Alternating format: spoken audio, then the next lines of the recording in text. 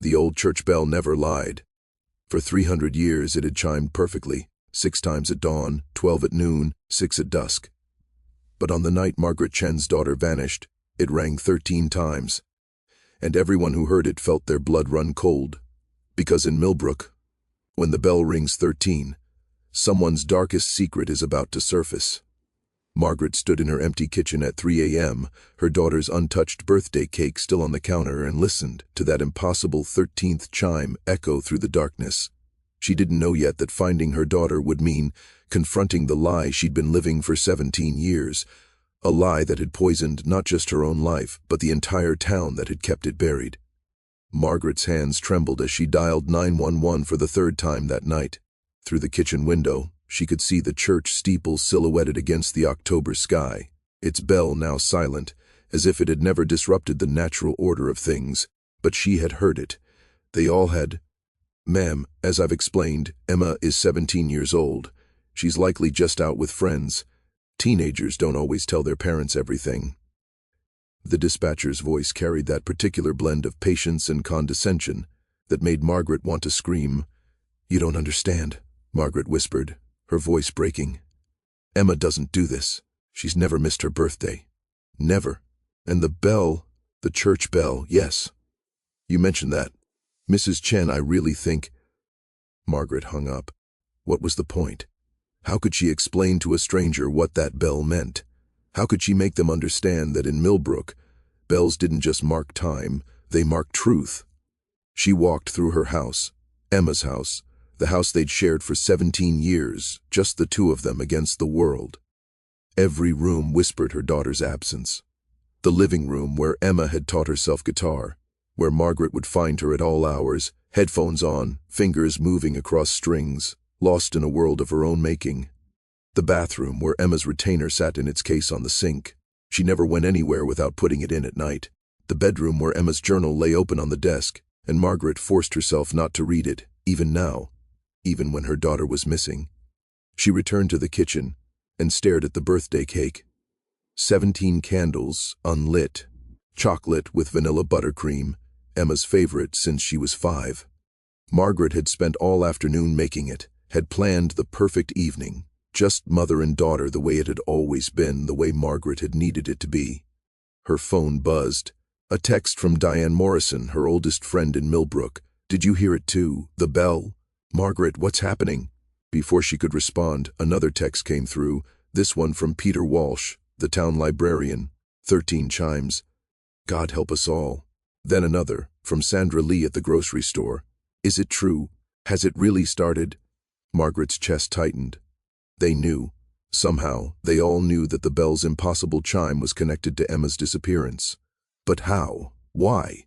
She grabbed her coat and car keys. If the police wouldn't help, she'd search herself.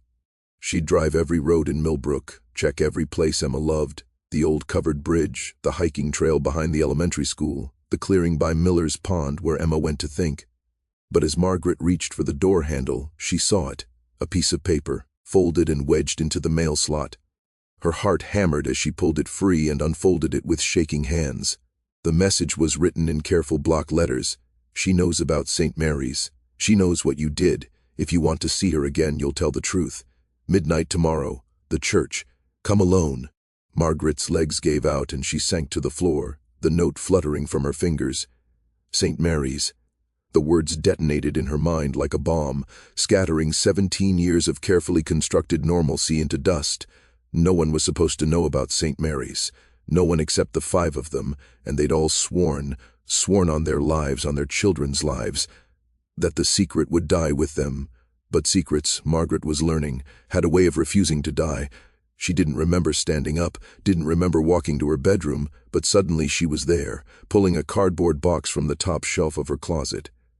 Inside were things she hadn't looked at in nearly 2 decades. Newspaper clippings yellowed with age, a hospital bracelet, a single photograph so faded the faces were barely visible, and a birth certificate. Not Emma's, though Emma had never thought to question whose it might be. Margaret lifted the photograph with trembling fingers. 5 young women stood in front of St. Mary's Home for Unwed Mothers, their faces a mixture of defiance and despair. Margaret was on the far left, barely 18, her hand resting protectively on her swollen belly. Next to her stood Diane Morrison, though she'd been Diane Cooper then. Then Sandra Lee, just 17, Catherine Walsh, Peter's late wife, and on the end, Patricia Reeves, the mayor's daughter, who died in a car accident 5 years ago. 5 girls, 5 babies, one terrible decision. Margaret's phone rang, shattering the silence. Diane's name flashed on the screen. "Did you get a note?" Diane's voice was raw with panic. "Yes. Margaret, what are we going to do?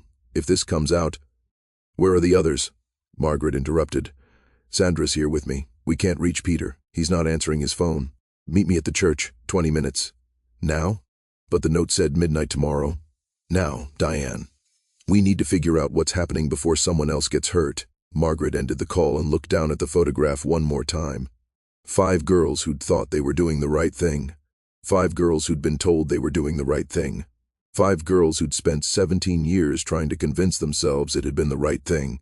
But Emma had somehow found out. And now she was gone. Margaret grabbed the box and headed for her car. The October wind had picked up, sending dead leaves skittering across her driveway. As she backed out, she glanced up at the church steeple, dark against the darker sky. Somewhere in that darkness, her daughter was waiting for the truth.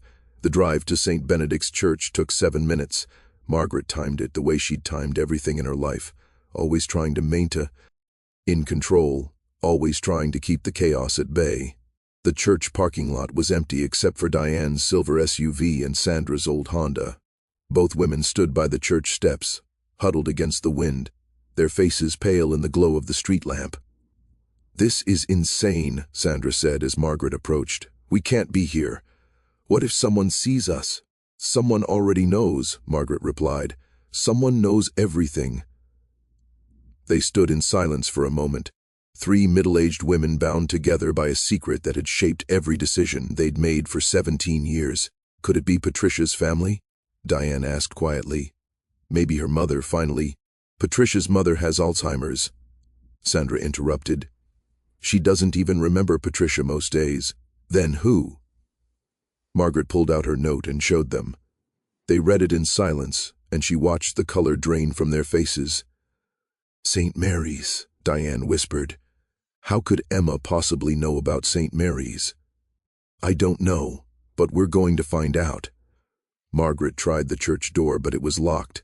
"We need to talk to Father Michael. It's 3:30 in the morning, Margaret." "I don't care what time it is." Margaret was already walking toward the rectory, a small brick building adjacent to the church. She pounded on the door, not caring about propriety or protocol or any of the social niceties that had governed her life for so long. After what felt like an eternity, a light came on. The door opened to reveal Father Michael Brennan, 72 years old, wearing a bathrobe over striped pajamas, his white hair standing on end. "Margaret, what on earth?" He stopped when he saw the other women. "All of you? Has something happened?" "The bell," Margaret said. "It rang 13 times tonight." Father Michael's expression shifted from confusion to something darker. Recognition, perhaps, or dread. "I heard it too. I thought I was dreaming." "You weren't dreaming, none of us were." Margaret held up the note. "And my daughter is missing." The old priest's face crumpled. "Oh, dear God. Come inside, all of you, quickly." They crowded into a small living room filled with books and the smell of old coffee. Father Michael didn't turn on the overhead light, just clicked on a small lamp that cast long shadows across the walls. "Tell me everything," he said, settling into his armchair. Margaret explained about Emma's disappearance, the note, the reference to St. Mary's. As she spoke, she watched Father Michael's face, trying to read the emotions there. He'd been at St. Benedict's for 40 years. He'd baptized Emma, given her first communion, heard countless confessions. But had he known their secret? Had he been part of it?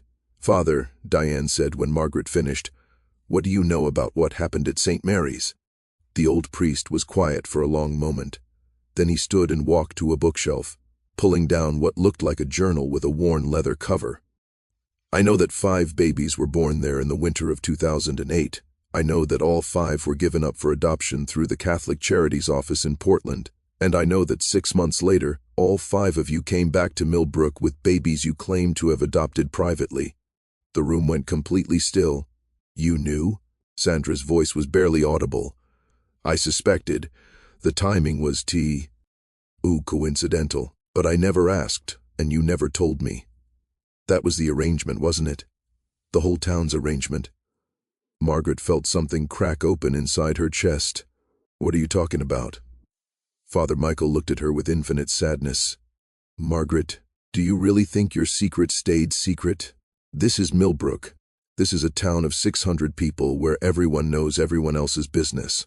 When 5 pregnant teenagers disappeared for 6 months and came back with 5 babies, people talked.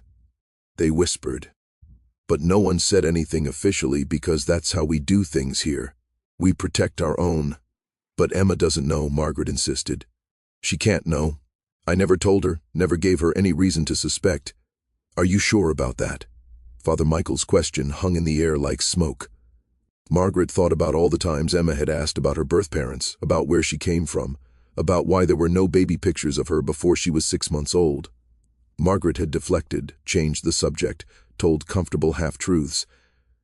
She'd thought she was protecting Emma from painful knowledge, but maybe all she'd done was create a mystery her daughter was determined to solve. Someone told her, Diane said. Someone in this town told her the truth, and now they're using her to force us to confess publicly. But why? Sandra asked. What does anyone gain from exposing this now after all these years? Truth, said a voice from the doorway. They all spun around. Peter Walsh stood there, and he wasn't alone. Next to him was a young woman Margaret had never seen before, early 20s, dark hair, dressed in black jeans and a leather jacket. Peter, Father Michael said, how did you get in? The side door. It's never locked. Peter looked haggard, like he hadn't slept in days. I got the same note as everyone else. But mine had an additional line. Ask your daughter what she knows. Your daughter? Margaret was confused. Catherine died in childbirth. You don't have a daughter. That's what I thought too, Peter said quietly. Until this young woman showed up at my door 3 days ago and told me that Catherine didn't die giving birth to our daughter. She died giving birth to twin daughters, and the hospital, working with Catholic Charities and St. Mary's, separated them. They gave me one baby, the one I named Emma Walsh, and they told me the other had died. But she didn't die. She was adopted out, and she's been searching for her biological family ever since. The young woman stepped forward. My name is Hannah Walsh. I'm Emma Walsh's twin sister, and I'm the one who rang the bell 13 times. The world tilted sideways. Margaret gripped the arm of the sofa to steady herself. Emma Walsh. She'd heard that name before, had known about Peter's daughter who died in a drunk driving accident 3 years ago. The whole town had mourned with him. I don't understand, Margaret managed to say. What does your sister have to do with my Emma? Hannah looked at her with eyes that were heartbreakingly familiar. The same shape as Emma's. The same deep brown color, because your Emma and my Emma aren't the only ones. We think all 5 babies from St. Mary's were twins. We think the hospital separated them, gave you each one baby, and adopted out the others. And we think someone in Millbrook, has known the truth all along. Diane made a small, wounded sound. Sandra had gone completely white. That's impossible, Margaret whispered. I was there. I gave birth to one baby. One. Did you? Hannah pulled out her phone and showed them a photograph. This is Emma Walsh, Peter's daughter, 3 weeks before she died. And this is your Emma from her school website. Look at them. Margaret looked.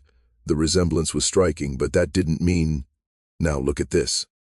Hannah swiped to another photo. This is me, and this is a girl named Melissa Chen, who was adopted by a family in Seattle. We found each other through DNA testing 2 years ago. We're identical twins. The photograph showed 2 young women who could have been the same person. Same dark hair, same eyes, same smile. Melissa Chen, Margaret repeated numbly. Same last name as me. Not a coincidence. Your Emma and Melissa are twins too. We've already done DNA testing to confirm it. The room spun. Margaret felt like she was falling through space, every certainty she'd built her life on crumbling beneath her. But why? Diane's voice cut through the chaos. Why would they separate twins? Why would they lie to us? Money, Hannah said bluntly. Do you know how much more you can charge for a healthy infant compared to a set of twins? Do you know how much easier it is to place one baby instead of two? St. Mary's was a business, and businesses maximize profit. And someone here knew, Peter added, his voice hollow. Someone in Millbrook was part of this scheme. Someone who's been sitting on this secret for 17 years, watching all of us raise these children, knowing that somewhere out their twins existed. Who? Sandra demanded. Who would do that? We don't know yet, Hannah said. But we think Emma. Your Emma, Margaret, figured it out. She found Melissa online 6 months ago. They'd been talking, trying to piece together what happened, and Emma told Melissa she was getting close to the truth. She said she knew who in Millbrook was involved. And now she's gone, Margaret said, the pieces finally falling into place. Whoever's responsible took her to keep her quiet, or to force a confession, Hannah corrected. The note you got, did it ask you to tell the truth publicly? Margaret nodded. Then that's what this is about. Someone wants the whole story to come out. Maybe they feel guilty. Maybe they want redemption. Or maybe they're dying and want to clear their conscience before it's too late. Father Michael had been silent throughout this exchange, but now he spoke. The bell. When a bell rings 13 times in Millbrook, it means someone's deepest secret is about to be revealed. It's an old legend, dating back to the town's founding, but I've only heard of it happening twice before in my 40 years here. When? Margaret asked. Once in 1987, when the town treasurer was embezzling funds, and once in 2003, when a teacher was having an affair with a student. Both times, the truth came out within 24 hours of the bell ringing. Both times, lives were destroyed. Then we have until midnight tomorrow, Diane said. That's what the note said. If we don't confess by then... Emma might not come home, Margaret finished. Her voice sounded strange to her own ears, distant and mechanical. We have to find her. We have to find out what's behind this. I've been investigating for 3 days, Hannah said, ever since I got to Millbrook and realized Emma was missing. There are 5 of you who gave birth at St. Mary's. Patricia Reeves is dead, but the other 4 are here. And there's one more person we need to talk to. Who? Dr. Richard Hartwell. He was the primary physician at St. Mary's. He delivered all 5 sets of twins, and he's the one who would have had to approve the separations. He retired to Millbrook 8 years ago. Lives on Maple Street in that big Victorian house with the blue shutters. Margaret knew the house. She'd driven past it 1,000 times, never knowing that the man who lived there had been present at her daughter's birth, had held both her babies in his hands, and had given her only one. We go there now, she said, standing up. We wake him up and we get answers. Margaret, it's 4 in the morning, Diane protested. I don't care if it's 4 in the morning or 4 in the afternoon. My daughter is missing. Someone in this town knows where she is, and we're going to find out who. She was already heading for the door. Behind her, she heard the others scrambling to follow. Good. Let them scramble. Let them feel a fraction of the chaos she felt, the terror, the desperate need to act. They took 2 cars, Margaret, Hannah, and Father Michael in one, Diane, Sandra, and Peter in the other. The streets of Millbrook were empty, eerily silent. As they drove, Margaret kept thinking about the bell, about its impossible 13th chime. Legend or not, it had called them all to attention. It had shattered the comfortable lie they'd been living. Dr. Hartwell's house was Ark. When they arrived, Margaret was out of the car before it had fully stopped, marching up the front walk with single-minded determination. She rang the doorbell once, twice, 3 times, leaning on it until lights began to flicker on inside. The door opened to reveal a man in his mid-70s, gray-haired and distinguished even in his pajamas. Dr. Richard Hartwell looked at the crowd on his porch with a mixture of surprise and something else, something that looked almost like resignation. I wondered when you'd come, he said quietly. You'd better come in. Dr. Hartwell's living room was immaculate, filled with antique furniture and framed medical degrees. He gestured for them to sit, but no one did. They stood in a semicircle around him, waiting for answers he seemed almost eager to give. Emma Chen came to see me 3 weeks ago, he began without preamble. She'd found Melissa, her twin sister, online. They'd done DNA testing, compared notes, realized they'd both been born at St. Mary's on the same day. Emma was brilliant. She'd tracked down birth records, adoption paperwork, hospital transfer documents. She knew there were 5 sets of twins, all separated, all adopted out to different families, and she wanted to know why. What did you tell her? Margaret's voice was barely controlled. I told her the truth. All of it. Dr. Hartwell walked to a cabinet and pulled out a thick folder. I've been carrying this guilt for 17 years. When Emma showed up, angry and hurt and demanding answers, I saw it as a kind of penance, a chance to finally do the right thing. The right thing? Diane's voice rose. The right thing would have been not separating our children in the first place. You're absolutely correct, Dr. Hartwell said calmly. It was wrong. It was unethical. It was criminal, really. But I was young then, desperate to please my superiors at St. Mary's, and I convinced myself we were doing what was best for everyone. Best for who? Sandra demanded. Certainly not for those children. Certainly not for us. For the bottom line, Hannah interjected. Isn't that right, Doctor? You could charge more for individual babies. You could place them faster. And everyone made more money. Dr. Hartwell nodded slowly. The director of St. Mary's at the time was a woman named Sister Margaret. Sister Margaret? Margaret Chen interrupted. I was named after a nun. No, you were named Margaret already. The coincidence is just that, a coincidence. Sister Margaret ran St. Mary's like a business. She had quotas to meet, budgets to balance. When we started seeing an increase in multiple births, twins, the occasional set of triplets, she saw an opportunity. She approached me with a proposal: separate the multiples, adopt them out individually, and everyone makes more money. The adoptive parents get what they think is their only child. The biological mothers never have to know their babies. We're separated, and the home stays financially solvent. And you agreed, Peter said flatly. I agreed, God help me. I agreed. Dr. Hartwell's hands shook as he opened the folder. There were 5 sets of twins born between November 2007 and February 2008. Margaret's Emma and Melissa, Diane's Sarah, and a girl named Sophie who was adopted by a family in Vancouver. Sandra's Michael and Matthew. Matthew lives in Boston now. Peter's God rest her soul. And Hannah here. And Patricia's daughter Olivia, and a boy named Owen, who was adopted by a family in Portland. The names hung in the air like ghosts. 10 children, split into 5 pairs, scattered across the Pacific Northwest, none of them knowing they had a twin somewhere in the world. Patricia knew, Sandra said suddenly. Before she died, Patricia knew something was wrong. She kept talking about how Olivia didn't look like her baby, how something had been switched. We all thought she was just struggling with postpartum depression, but she knew, didn't she? Dr. Hartwell's expression confirmed it.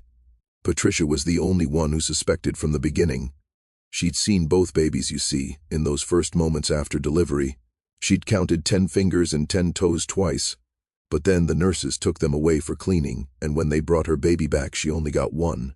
She questioned it, but we told her she'd been confused, disoriented from the pain medication. Eventually, she stopped asking. But I don't think she ever really believed us. Is that why she died? Diane asked. Was her accident really an accident? I don't know, Dr. Hartwell admitted. I've wondered about that myself. Patricia called me a week before she died, said she wanted to talk about something important, but we never had that conversation. And then she was gone. Margaret felt sick. All these years, all these secrets, all this pain. And for what? Money? Convenience? Where's Emma now? She demanded. If she came to you 3 weeks ago, if you told her everything, where is she? I don't know. I swear to you, I don't know. She left here angry but safe. She said he needed time to process everything, to figure out what to do with the information. I gave her copies of everything in this folder: birth certificates, adoption records, hospital documents. I told her she had every right to expose what we'd done, that I would support her if she decided to go public. And then what? Hannah pressed. She just disappeared? Not exactly. Dr. Hartwell pulled out his phone and showed them a text message dated 2 days ago. She sent me this. I know who else was involved. The person in Millbrook who helped cover it all up. I'm going to confront them tonight. If anything happens to me, look at the video I left in my locker at school. Password is 2,008,022. Her locker? Margaret's heart raced. At the high school, that would be my guess. But I don't have access to the school, and I couldn't exactly tell anyone why I needed to get into a student's locker without revealing the whole truth. Margaret was already moving toward the door. We're going to the school. Now, it's locked, Diane pointed out. The school is locked at night. Then we'll break in if we have to. I'm not waiting another second. Wait. Father Michael's voice stopped her. I have keys. The church uses the school gymnasium for community events. I have a master key for the building. They piled back into the cars and drove the 6 blocks to Millbrook High School, a squat brick building that educated about 200 students from the town and surrounding areas. Father Michael's hands trembled as he unlocked the front entrance, and Margaret wondered if he was feeling the weight of all these secrets, all these lies that had seemed so necessary at the time. The school hallways were dark and smelled of floor wax and teenage anxiety. Margaret knew these halls. She'd walked them herself 25 years ago, had attended parent-teacher conferences here, had watched Emma in the school musical just last spring, but now they felt foreign, threatening, full of shadows that might hide the truth about her daughter's disappearance. The lockers are this way, Peter said, leading them down the junior hallway. Margaret noticed he knew exactly where to go. Of course he did. His own Emma had gone to this school before she died, before she was killed in an accident that maybe wasn't an accident at all. They found locker 247, Emma's locker, decorated with a few photos and a small mirror. Margaret pulled out her phone and entered the password Dr. Hartwell had given them, 2,008,022.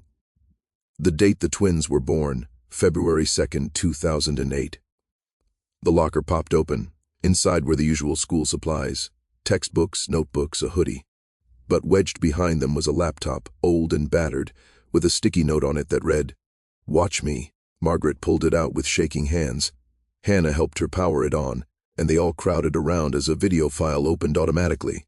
Emma's face filled the screen. She looked tired but determined, sitting in what appeared to be her bedroom, the familiar posters and string lights visible in the background. "If you're watching this," Emma's recorded voice said, "it means I was right, and it means I'm in trouble. Mom, I'm so sorry. I know this is going to hurt you, and that's the last thing I ever wanted. But I couldn't keep living a lie once I knew the truth." Margaret felt tears streaming down her face. Diane put a hand on her shoulder. "I found Melissa 6 months ago," Emma continued on the video. "At first it was just cool, you know, having a twin I never knew about. But then we started comparing notes, and nothing made sense. Why were we separated? Why didn't our moms know about us? So I started digging, and I found 4 other sets of twins, all born at St. Mary's, all separated, all adopted out. Hannah reached out to me a few weeks ago. Her sister died, but she'd been searching for answers before that happened." On screen, Emma took a deep breath. "I went to Dr. Hartwell. He told me everything about St. Mary's, about the money, about how they deliberately separated us to make more profit. But that wasn't the whole story. There had to be someone here in Millbrook who knew what was happening, someone who helped facilitate the adoptions, someone who made sure all 5 of you got to keep one baby while the others disappeared into the adoption system." Margaret's stomach clenched. She knew what was coming. "It took me 2 weeks, but I finally figured it out. I found old bank records that Mom had saved. She keeps everything, you know that." Emma smiled sadly at the camera. "There were payments from something called the St. Mary's Assistance Fund, deposited monthly for the first 2 years of my life. Payments to Margaret Chen, Diane Morrison, Sandra Lee, Peter Walsh, and Patricia Reeves. Facilitator payments, the records called them. But there was another name on the distribution list. Someone who received triple what anyone else did. Someone who processed all the paperwork, who made sure all the adoption records were filed correctly, who kept the secret all these years." Emma oaked directly into the camera. "Mayor Reeves, Patricia's father. Thomas Reeves was the one who coordinated everything with St. Mary's. He's the one who made sure you all got to keep your babies while ours were given away. He's the one who's been sitting on this secret for 17 years. The video continued. "I'm going to confront him tonight, October 15th, at 8 p.m. I'm going to give him a chance to confess, to make this right. But I have a feeling he won't. Men like Mayor Reeves don't admit when they're wrong. They double down. They protect themselves at all costs. So if something happens to me, if I don't come home tonight, you'll know who's responsible, and you'll know what to do." The screen went black. The group stood in stunned silence. Margaret felt like she'd been hollowed out, scooped clean of everything except rage and fear. Mayor Reeves, Diane whispered.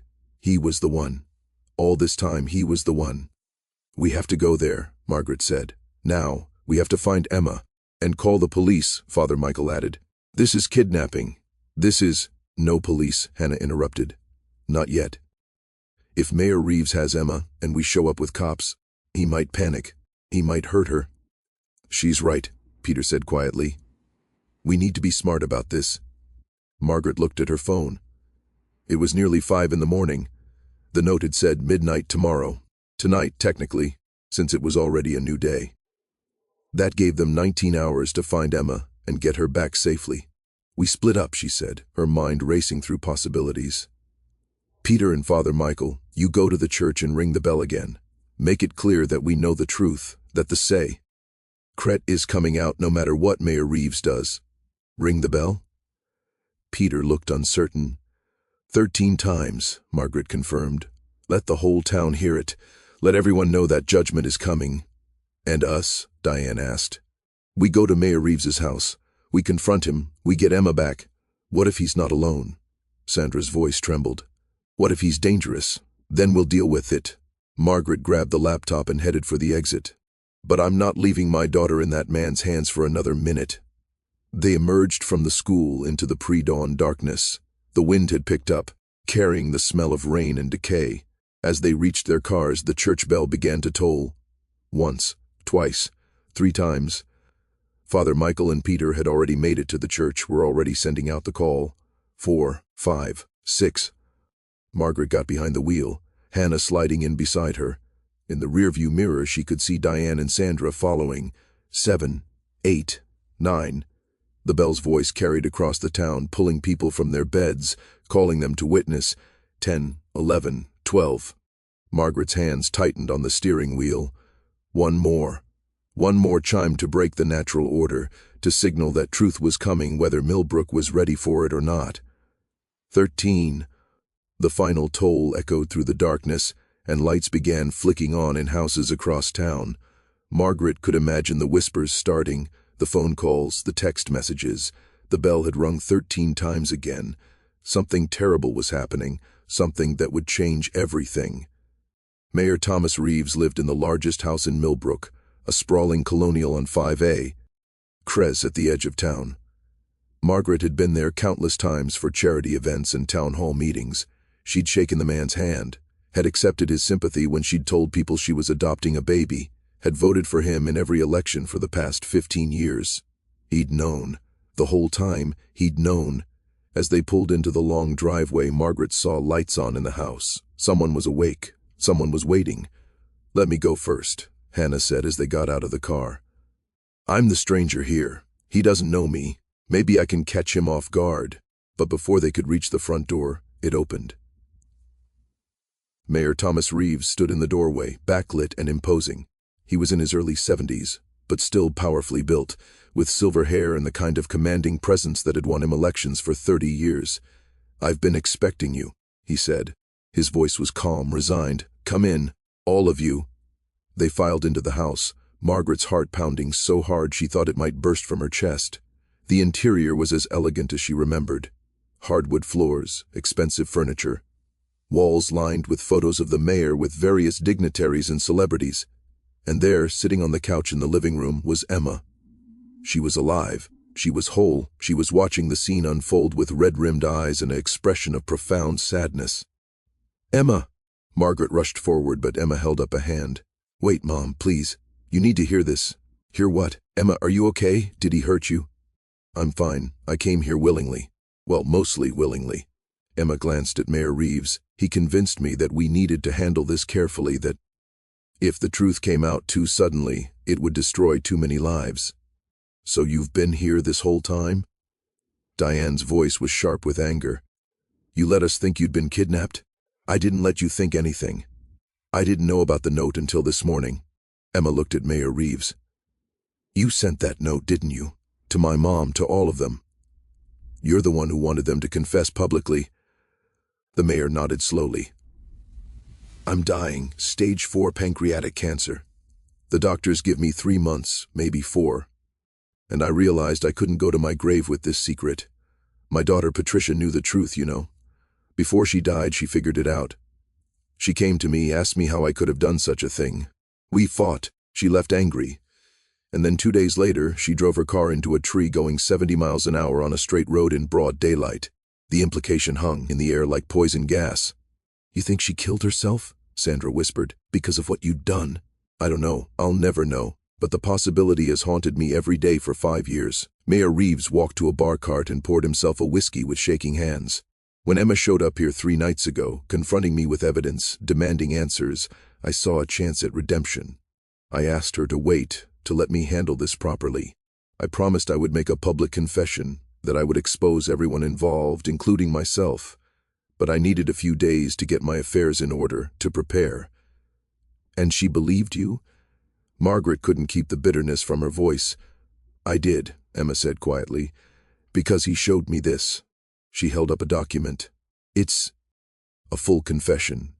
Names, dates, amounts of money exchanged, everything. He had it notarized 2 days ago.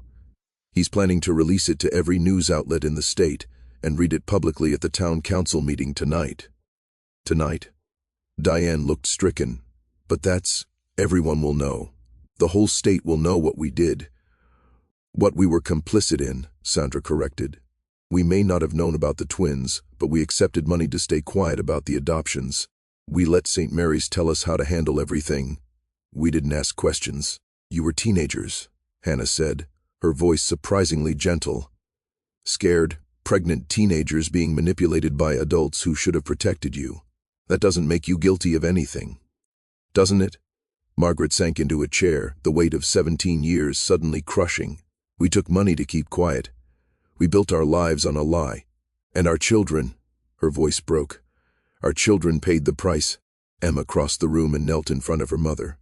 "Mom, you didn't know. None of you knew that we had siblings out there. You thought you were doing what was best, giving us stable homes, loving families. And you did. You gave me an amazing life. But now we know the truth, and we have to decide what to do with it. The truth has to come out," Mayor Reeves said firmly. "All of it. That's the only way any of us can move forward. That's the only way to honor Patricia's memory and Emma Walsh's memory and all the pain these separations have caused." Margaret looked around the room at the faces of people whose lives were about to be turned inside out. Diane, who'd built a successful real estate business on her reputation as a pillar of the community. Sandra, who taught Sunday school and volunteered at the food bank. Peter, who'd already lost so much.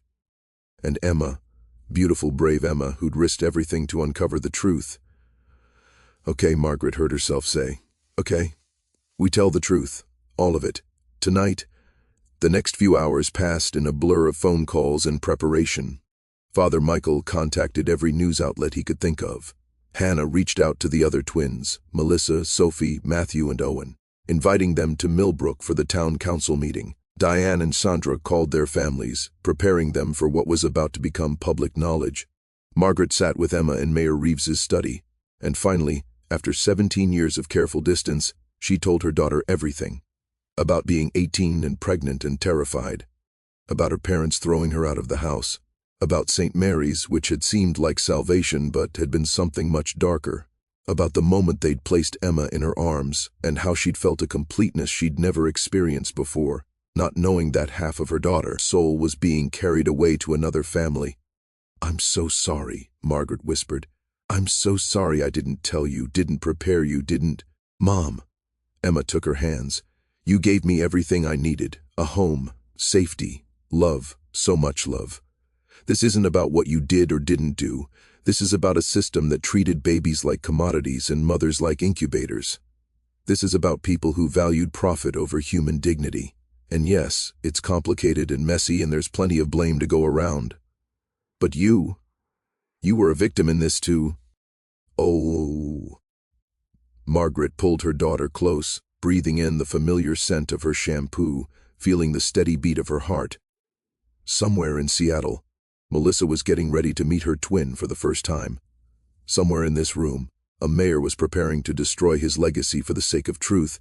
Somewhere in this town, people were waking up to the reality that the bell had rung 13 times and nothing would ever be the same. By 7 p.m., the high school gymnasium was packed. Every resident of Millbrook seemed to be there, along with news crews from Portland, Seattle, and Vancouver. The other twins had arrived. Melissa, who looked so much like Emma it made Margaret's heart ache, Sophie and Matthew, who'd flown in from their respective cities, and Owen, Patricia's son's twin, a quiet young man with his sister's eyes. The town council members sat at a long table on the gymnasium floor, looking bewildered and anxious. They'd called this emergency meeting at Mayor Reeves's request, but none of them knew what it was about.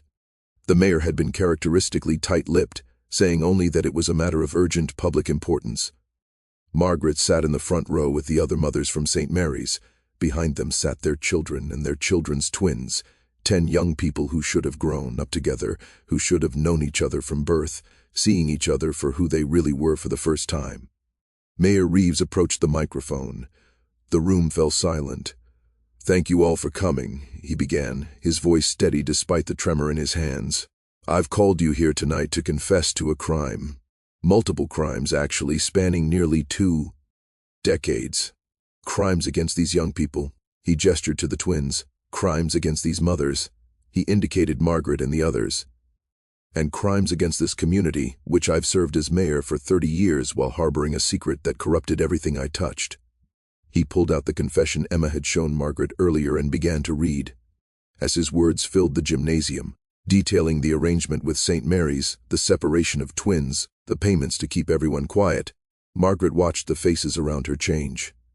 Shock gave way to anger, anger to grief, grief to a kind of exhausted understanding. When the mayor finished reading, he set down the paper and looked directly into the news cameras.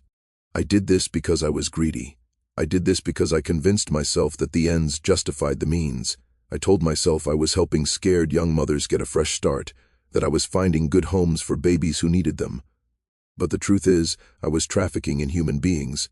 I was separating siblings for profit, and I've lived with that knowledge poisoning me from the inside out for 17 years. He paused, swaying slightly. Margaret realized he looked gray, ill, dying, he'd said. 3 months, maybe 4. The full details of my confession, including the names of everyone at St. Mary's who was involved, have been submitted to the district attorney's office. I expect there will be criminal charges. I welcome them. But more importantly, I want to say to these 10 young people who were separated from their twins, I'm sorry. I'm so profoundly sorry. You deserve to grow up together. You deserve to know each other. And nothing I can say or do will ever make up for what was stolen from you." He turned to face Patricia's photo, which someone had placed on a stand near the council table. "And to my daughter Patricia, who figured out the truth and couldn't live with it. I'm sorry I failed you. I'm sorry I chose my pride over your pain. I'm sorry I didn't have the courage then that I'm trying to find now." The mayor stepped away from the microphone. For a moment, no one moved. Then Emma stood up. "I'd like to say something," she announced, walking to the front of the room. She stood at the microphone, this brave girl who'd risked everything for truth, and looked out at the assembled crowd. What happened to us was wrong, illegal, unethical, and wrong. But standing here now, looking at all of you, I don't see villains.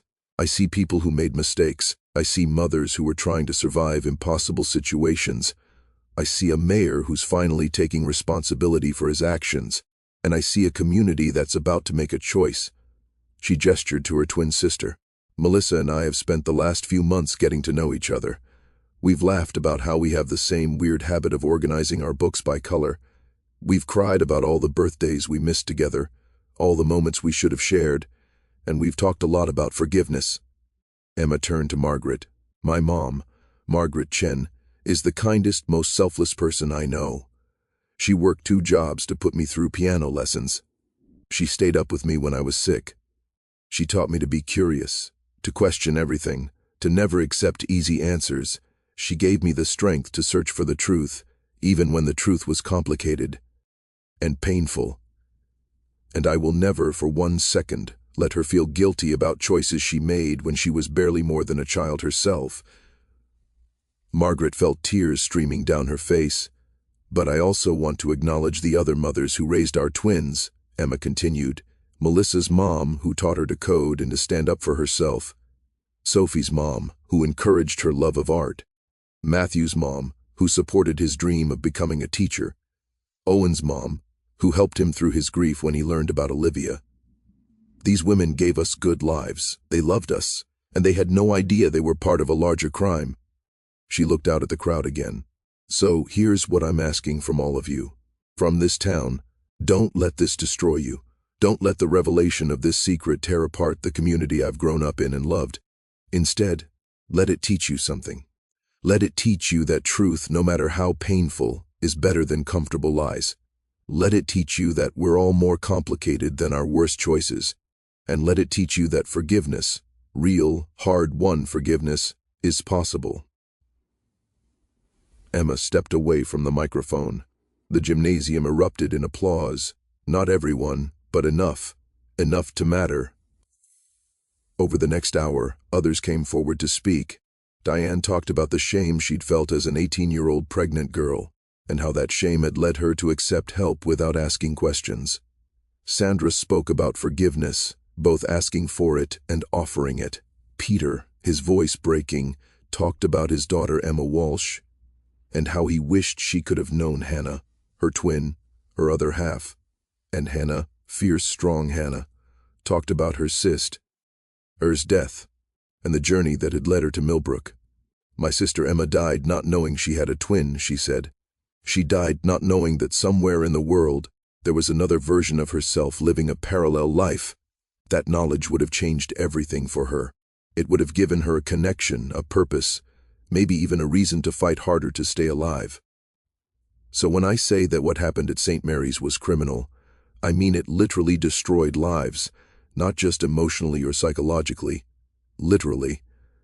My sister might still be alive if she'd known the truth. The meeting finally ended near midnight. News crews packed up their equipment. Townspeople filed out in small clusters, talking in hushed, urgent voices. Margaret knew that by morning, this story would be national news. By afternoon, there would be calls for investigations, lawsuits, criminal charges. But right now, in this moment, all she cared about was Emma. They walked out of the gymnasium together, mother and daughter, into the October night.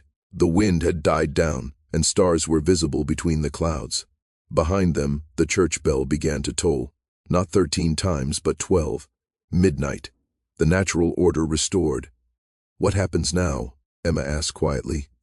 I don't know, Margaret admitted. There will be investigations, probably trials. Your story will be everywhere. Our privacy will be gone. I know. I've been thinking about that. Melissa and I talked about it. We're ready. Are you? Emma looked up at the stars. I found my sister, Mom.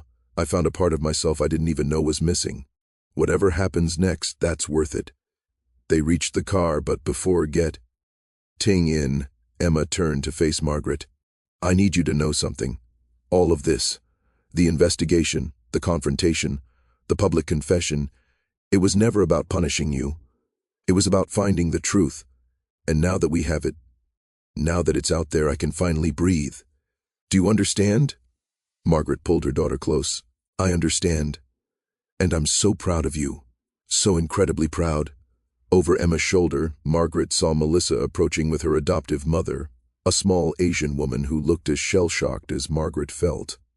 The two mothers locked eyes across the parking lot, and something passed between them. An understanding, perhaps, or a shared grief, or maybe just recognition of the bizarre cosmic joke that had given them each half of a whole. Would you like to meet my mom? Emma asked Melissa's mother. I mean, my other mom? She laughed, a slightly hysterical sound. This is going to take some getting used to. Yes, both mothers said simultaneously, and then they were all together, these four women bound by genetics and love and a crime they'd never chosen to be part of. I'm Karen Chen, Melissa's mother said. Well, I was Karen Sullivan, but I took Melissa's name when I adopted her because she came with it already, and it felt wrong to change it. I'm Margaret Chen, Margaret replied. I chose Chen because… She stopped. Actually, I don't know why I chose Chen. It just felt right. They looked at each other and started laughing, because what else could they do? Their daughters were twins who'd been separated at birth and given the same last name by two women who'd never met. The universe had a sense of humor, even if it was dark. We should exchange numbers, Karen said. The girls will want to spend time together, and we should probably coordinate. We should probably become friends. Margaret corrected. We're going to be in each other's lives now, whether we planned for it or not. Karen smiled. I'd like that. They talked for another hour in that parking lot, swapping stories about their daughters, laughing and crying and slowly beginning to weave together the separate narratives of Emma's and Melissa's lives. The other twins and their families joined them, and soon there was a whole community forming right there in the October night, a community built not on secrets and lies but on truth and connection. Finally, as the clock approached 2 a.m., people began to drift toward their cars. Margaret and Emma drove home in comfortable silence. When they pulled into their driveway, Margaret saw that someone had left flowers on the front porch, a massive bouquet of white lilies with a card that read simply, "Truth Blooms." Inside, the house felt different. The same walls, the same furniture, but somehow the air was clearer, lighter. Emma went straight to the kitchen and pulled out the birthday cake, still sitting where Margaret had left it what felt like a lifetime ago. "We never did sing happy birthday," Emma said. "It's 2 days past your birthday, so I don't think there's a statute of limitations on birthday cake." Margaret laughed and found a lighter for the candles, 17 of them, one for each year of secrets and love and complicated truth. As Emma leaned forward to blow them out, Margaret said, "Wait, make a wish." Emma looked at her, eyes shining in the candlelight. "I don't need Ed to wish for anything, Mom. I already have everything I want. I have you. I have Melissa. I have the truth. That's enough. Humor me." So Emma closed her eyes and made a wish that Margaret would never know about, and then she blew out all 17 candles in one breath. They ate cake at the kitchen table, just the two of them, talking about everything and nothing. About how weird it would be to have a twin sister, about what the news coverage would be like, about whether they'd have to testify if there was a trial. "Are you scared?" Margaret asked. "Terrified," Emma admitted, "but also excited. For the first time in my life, I feel like I know who I am. Not just Emma Chen, adopted daughter, good student, decent guitar player, but Emma Chen, twin sister, truth seeker, part of something bigger than myself. You've always been part of something bigger than yourself. You've always been my daughter, I know, and I always will be, but now I'm Melissa's sister too, and Hannah's friend, and part of this weird extended family of separated twins who found each other against all odds. I'm all of those things at once, and it doesn't diminish any of them. It just makes me more whole." Margaret understood. For 17 years, she'd tried to be everything to Emma, mother and father, friend and protector, the entire world. But Emma had never needed her to be everything. She just needed Margaret to be herself, flaws and all, and to love Emma enough to let her find her own truth. "What's going to happen to Mayor Reeves?" Emma asked. "I don't know. Prison, probably. Or house arrest if his health deteriorates too quickly." "I feel sorry for him. Do you?" "Yeah. I mean, what he did was terrible. Unforgivable, really. But he's dying, and he spent his last months trying to make it right. That takes a kind of courage, doesn't it?" Margaret thought about that. Maybe. Or maybe it's just desperation. The need to clear his conscience before he faces whatever comes next. Does it matter? If the outcome is the same, the truth coming out, justice being served, does it matter what motivated him? "I don't know, sweetheart. I honestly don't know." They finished their cake and cleaned up the kitchen. Emma went to take a shower and Margaret sat alone in the quiet house, thinking about the impossible journey that had led them here. Her phone buzzed with a text from Diane. "You okay?" Margaret typed back, "Getting there. You?" "Same. Sandra's here. We're drinking wine and crying. Want to join us?" Margaret smiled. "Rain check. Tonight I just want to be with Emma." "Understood. Love you too." More texts came in over the next hour, from Father Michael, from Peter, from Hannah, even from Karen Chen. Everyone checking in, making sure she was okay, trying to process what had happened and what it meant for their futures. But Margaret didn't want to think about the future right now. She wanted to stay in this moment, in this strange space between revelation and consequence, where the truth was finally out, but the full weight of it hadn't yet settled. Emma emerged from the shower in her pajamas, hair wet and smelling of shampoo. "I'm exhausted," she announced, "but I don't think I can sleep. Want to watch a movie?" "Yes. Something mindless. Something where nothing important happens and everyone lives happily ever after." They curl. Dee up on the couch together, a bowl of popcorn between them, and put on an old romantic comedy they'd both seen a dozen times. Margaret didn't pay attention to the plot. Instead, she watched Emma's face in the flickering light of the television, memorizing every feature, every expression. This was her daughter. Not just genetically, though there was that too. They shared the same stubborn chin, the same way of tilting their heads when they were thinking. But more than that, they shared 17 years of moments just like this one. Lazy Sunday mornings and midnight talks and inside jokes that no one else would understand. Melissa might share Emma's DNA, but Margaret had shared Emma's life. And nothing, not St. Mary's, not Mayor Reeves, not the revelation of long-buried secrets, could take that away. The movie ended. Emma yawned and stood up, stretching. "I love you, Mom. Thank you for being honest tonight. Thank you for telling me everything." "I love you too, baby, more than you'll ever know." Emma headed upstairs to bed. Margaret stayed on the couch, listening to the familiar sounds of her daughter's nighttime routine. Water running, the creak of floorboards, the soft thump of Emma's bedroom door closing. Outside, the church bell tolled 3 times. 3 a.m., a normal chime, part of the regular order of things. Margaret thought about the legend Father Michael had mentioned, that when the bell rang 13 times, someone's deepest secret was about to be revealed. Well, the secret had been revealed. The truth was out, and somehow, impossibly, they'd all survived it. Tomorrow would bring new challenges. Reporters would be camping out on her lawn. The district attorney would want statements. The other twins would want to spend time with their siblings, to make up for all the lost years. Millbrook would have to reckon with the fact that its beloved mayor had been complicit in a crime that had affected so many lives. But tomorrow could wait. Tonight, Margaret was just a mother whose daughter was safe upstairs, whose home was quiet and peaceful, whose heart was full of complicated love and hard-won truth. She climbed the stairs to her own bedroom but paused at Emma's door. Through the gap, she could see her daughter curled up under the covers, already asleep, her face peaceful in the darkness. Margaret had spent 17 years trying to protect Emma from pain, from loss, from the knowledge of her own origins. But Emma hadn't needed protection, she'd needed truth. And in finding it, in fighting for it, she'd become stronger than Margaret had ever imagined possible.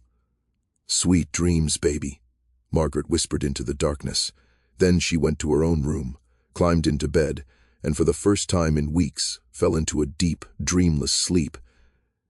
The next morning, Margaret woke to sunlight streaming through her window and the sound of voices downstairs. She checked her phone, 9 a.m., and she had 47 missed calls and over 100 text messages. The story had broken. The world knew about St. Mary's and the separated twins. She got dressed and went downstairs to find Emma in the kitchen with Melissa, both girls making pancakes and laughing about something. Karen Chen sat at the kitchen table with a cup of coffee, looking sheepish. "I hope you don't mind," Karen said. "The girls wanted to have breakfast together, and my house is ready, surrounded by reporters." "Mine too, I imagine," Margaret replied. She poured herself coffee and joined Karen at the table. "How are you holding up?" "I've been better, but also worse. At least now we know the truth."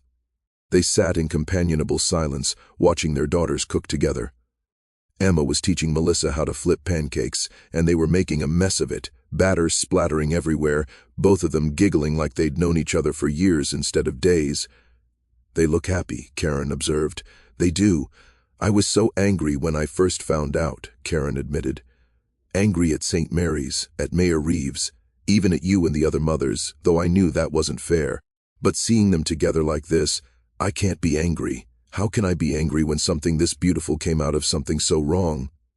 Margaret understood. The situation was too complex for simple emotions. There was grief for what had been lost, yes, but also joy for what was being found. There was anger at the people who'd separated these children, but also gratitude for the families who'd loved them, who'd given them good lives despite the circumstances of their adoptions.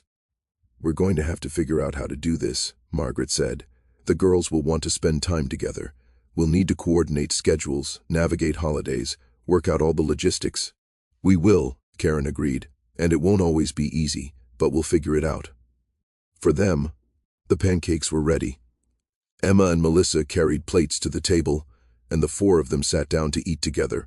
2 mothers, 2 daughters, one impossible family. As they ate, Emma's phone buzzed constantly with messages from her friends and classmates, all wanting to know if the news stories were true, if she really had a twin sister, if she was okay.